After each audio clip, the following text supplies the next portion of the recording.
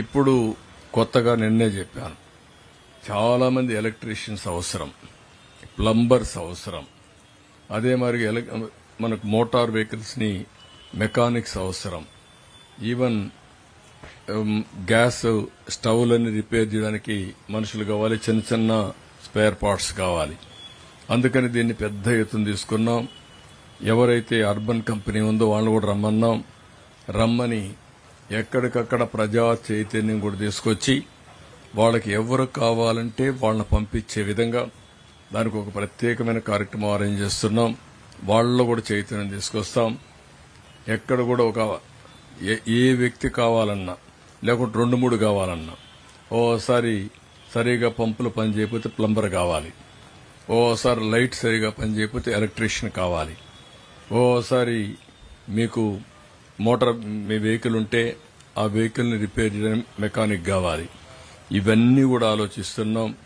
ప్రతి ఒక్క వ్యక్తికి ఊబరైజేషన్ ద్వారా మీకు కావలసిన వ్యక్తుల్ని అందుబాటులో పెట్టే బాధ్యత మేము తీసుకుంటాం.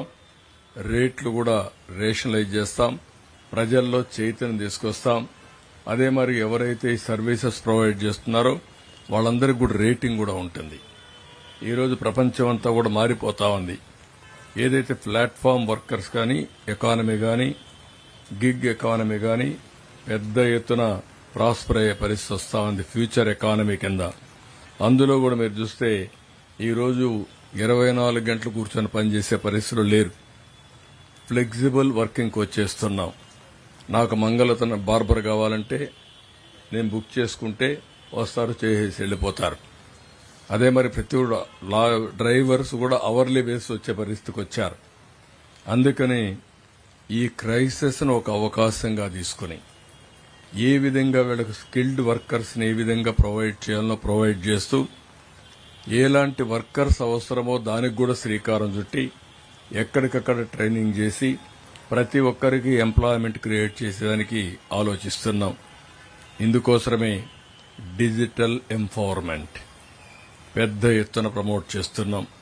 ప్రతి ఒక్కరికి సెల్ ఫోన్లో ఏ పనులు చేసుకోవచ్చు, ఇంటి దగ్గర కూర్చొని ఏ విధంగా సర్వీసెస్ ని ఉపయోగించుకోవచ్చు, లేకపోతే మీకు కావాల్సిన రిక్వైర్మెంట్స్ ఏ విధంగా ఇంటికే తెప్పించుకోవచ్చు, మీరు ఉత్పత్తి చేసే ఉత్పత్తుల్ని ఏ విధంగా మార్కెట్లో అమ్ముకోవచ్చు, మీకు ఏ ప్రోడక్ట్ కావాలన్నా ఆ ప్రోడక్ట్ ని ఏ విధంగా తెప్పించుకోవచ్చునో అవన్నీ కూడా నేర్పించడం కోసం పెద్ద ఎత్తున డిజిటల్ ఎంపవర్మెంట్కి వెళ్తున్నాం. ప్రతి ఒక్క వార్డులో అవసరమైతే ఒక 2-3 పెట్టి లేదంటే ఒక 5-6 మందిని పెట్టి వాళ్ళందరినీ ట్రైనింగ్ ఇస్తా ఉంటే ఆ ట్రైనింగ్ ఇచ్చిన వాళ్ళని సక్సెస్ రేట్ని బట్టి వాళ్ళ ట్రైనింగ్ ఫలితాలు బట్టి మేము కూడా సింపుల్ పరీక్షలు కూడా పెట్టి వాళ్లకు డబ్బులు ఇచ్చే పరిస్థితి వస్తాం. ఆన్రోరియం అంటే ఇది కూడా ఇంటి దగ్గర కూర్చొని 10 రూపాయలు సంపాదించుకునే మార్గం. దీనివల్ల భవిష్యత్తులో ఎకానమీ కూడా చాలా మార్పులు రాబోతున్నాయి. నేను అందుకే దాన్ని ముందుగానే ఆలోచించి మొన్న కూడా నేను చెప్పాను, డ్రోన్స్ తో ఫస్ట్ టైం ఫుడ్ అందించాం. మనిషి రీచ్ కాలేని దగ్గరికి డ్రోన్ వెళ్లగలిగింది. దాన్ని ఇంకా ప్రాక్టీస్ చేస్తే చాలా రిమోట్ ప్లేస్ నుంచే మనం పంపించే పరిస్థితి వస్తుంది. ఎవరన్నా కష్టాల్లో ఉన్నారని ఫోన్ చేస్తే అక్కడి నుంచి మనం ఆ ఫోన్ ఏదైతే ఉందో జీపీఎస్ చూసుకుని ప్రోగ్రామింగ్ చేసి నేరుగా అతను పంపించే అవకాశాలు వస్తాయి. ఇలాంటి అనేకమైనటువంటి మార్పులు తీసుకురావాలని ఒక డ్రోనే కాదు, ఒక సీసీటీవీ కెమెరా, ఒక సెల్ ఫోన్, ఈ 3 ఉపయోగించుకుని నాలెడ్జ్ ఏదైతే ఉందో ఆ నాలెడ్జ్ అంతా కూడా ఊబరైజేషన్ ద్వారా ఆర్టిఫిషియల్ ఇంటెలిజెన్స్ గాని, మెషిన్ లెర్నింగ్ గాని, అనలిటిక్స్ కూడా తయారు చేసి నిర్ణయాలు ప్రాపర్గా చేసే విధంగా కూడా ముందుకు పోబోతున్నాం. దీనికి ఇక్కడ క్రైసిస్ వచ్చింది కాబట్టి ఈ క్రైసిస్ ని ఒక ఆపర్చునిటీగా తీసుకుంటాం. ఆపర్చునిటీగా తీసుకుని ఇవన్నీ చేస్తాం. ఇంకొక పక్కన ప్రతి ఒక్క కుటుంబానికి ఈ రోజటి నుంచి 3 రోజుల్లో మాక్సిమం, ఈ రోజు ఒక రోజు అయింది, రేపు ఇంకొక 2 రోజుల్లో 100% మనం ఇవ్వాల్సినవన్నీ కూడా ఇవ్వడానికి ప్రయత్నం చేస్తున్నాం.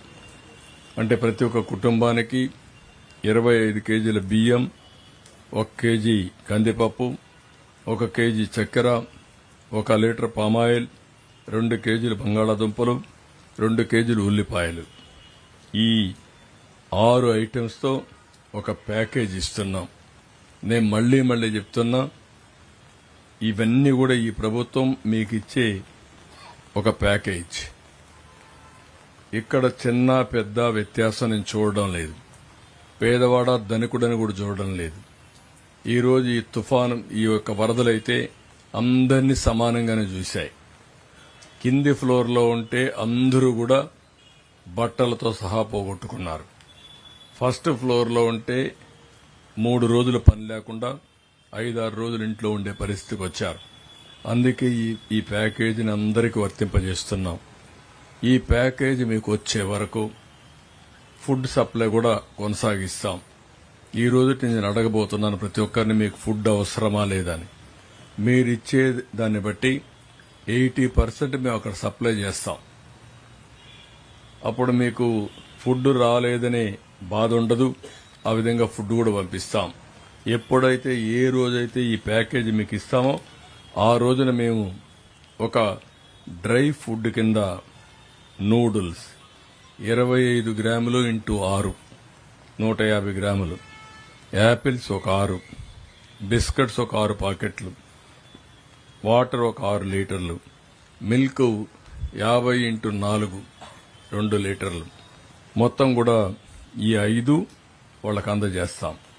ఈ 2 అందజేసిన తర్వాత కుక్కుడు ఫుడ్ అనేది నిలిపేస్తాం. అక్కడికి వాళ్ళ కాళ్లపైన వాళ్ళు చేసుకునే పరిస్థితి వస్తుంది. మిగిలిన సర్వీసెస్ ప్రొవైడ్ చేస్తాం. ఇవన్నీ అయిన తర్వాత శానిటేషన్ పర్ఫెక్ట్ గా చేస్తాం. అదే మరి శానిటేషన్ చేసి ఎక్కడ అంటువ్యాధులు రాకుండా, అదే మరి ఎవరికైనా మెడిసిన్స్ కావాలంటే అవన్నీ ఇచ్చి ఏ విధంగా ఆదుకోవాలన్నా అవన్నీ ఆదుకుంటాం. ఇండ్లన్నీ క్లీన్ చేపిస్తాం. వీలైనంత వరకు అన్ని ఇండ్లు క్లీన్ చేయించే బాధ్యత తీసుకుంటాం. రోడ్లు క్లీన్ చేస్తాం. డ్రైన్స్ అన్ని క్లీన్ చేస్తాం. ఎక్కడికక్కడ ఈ పనులన్నీ చేసిన తర్వాత మిగిలేది 2 పనులు మిగులుతాయి. అవి 2 మీరు చూస్తే, ఒకటి వాళ్ళ ఇల్లు రిపేర్ చేసుకోవడానికి అవసరమైనటువంటి స్కిల్డ్ లేబర్, వాళ్ళని కూడా ఆన్లైన్లో పెట్టి ఎప్పటికీ కూడా మానిటర్ చేస్తాం. 2 దానికి అవసరమైతే కొంత సబ్సిడీ కూడా ఇస్తాం. రెండోది, ఏదైతే ఈరోజు ఈ ప్రాబ్లమ్స్ అన్ని వచ్చిన తర్వాత మేము ఇన్ని ఇచ్చిన కూరగాయల విషయంలో రేట్లు విపరీతంగా పెంచేసే పరిస్థితికి వస్తున్నారు. అందుకే దీనికి కూడా ఒక రిస్ట్రిక్షన్ పెట్టుకున్నాం. ఆ రిస్ట్రిక్షన్ ప్రకారం మీరు చూస్తే ₹2, ₹5, ₹10 కూరగాయలు ఏది తీసుకున్నా ఈ 3 కాంబినేషన్లోనే ఉంటాయి. ఒక కాంబినేషన్లో ₹2కే ఇస్తారు, ఒక కాంబినేషన్లో ₹5కే ఇస్తారు కేజీ, ఒక కాంబినేషన్లో ₹10కి ఇస్తారు. అలాంటివి ఎన్ని వీలైతే అని తీసుకొస్తాం.